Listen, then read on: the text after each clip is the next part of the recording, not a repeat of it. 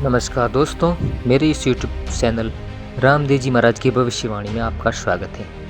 तो रामदेव जी महाराज ने जो भविष्यवाणी की है उसमें एक महत्वपूर्ण भविष्यवाणी ये थी कि नौवाने से एक दसमों आवे, सत ने असत दिखावे।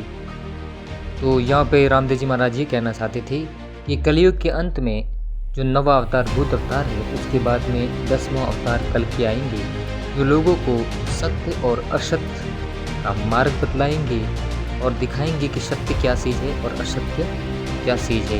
यानी कि लोगों को सही रास्ता, जो लोग आजकल भटक गए हैं उनको सही रास्ता बताने के लिए भगवान आएंगे। उनका जो जब भगवान आएंगे तो उनका जो ध्वज होगा वो सफ़ेद रंग का होगा। तो धौला नेजा फर हरे, गिर जाऊँ भौन से पहला। तो उनका जो रंग होगा वो सफ़ेद रंग होगा, पचरंगी नेजा होगी, ऐसा रामदेव जी महाराज कहते हैं। तो ये 10वें अवतार के बारे में रामदेव जी महाराज ने तो आगे लिखा था कि आगम भाके राजा रामदेव वो जुग सौथे में वेला, चौथा जुग कलयुग को ही कहते हैं। तो ये कलयुग के अंत में ये बात बताते हैं।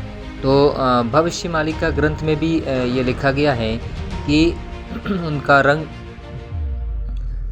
उनके ध्वज का रंग पचरंगा होगा और भगवान जब आएंगे तो उनका घोड़ा सफ़ेद रंग का होगा।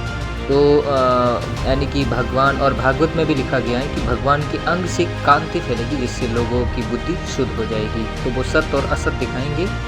इसके आगे रामदेव जी महाराज कहते हैं, अष्टानंद जी महाराज ने भी लिखा है कि अभी कलयुग का अंत समय चल रहा है, यानी कि कलयुग लगभग ख़त्म हो चुका है और अभी कलयुग का श्रृंगार कार्य होगा।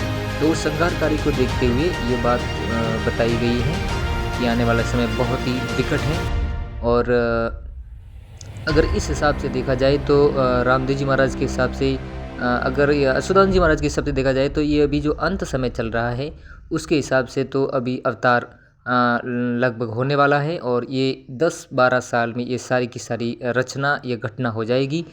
तो आप सभी को हाथ जोड़ के विनती है कि चैनल को सब्सक्राइब करें और भगवान का जो मार्ग है उसका अनुसरण करें और भगवान की शरण में जाए। सबसे बड़ी शरण की बात यहाँ पर हो रही है, क्योंकि बिना शरण के कुछ नहीं। तो चैनल को सब्सक्राइब करना ना भूलें। नमस्कार।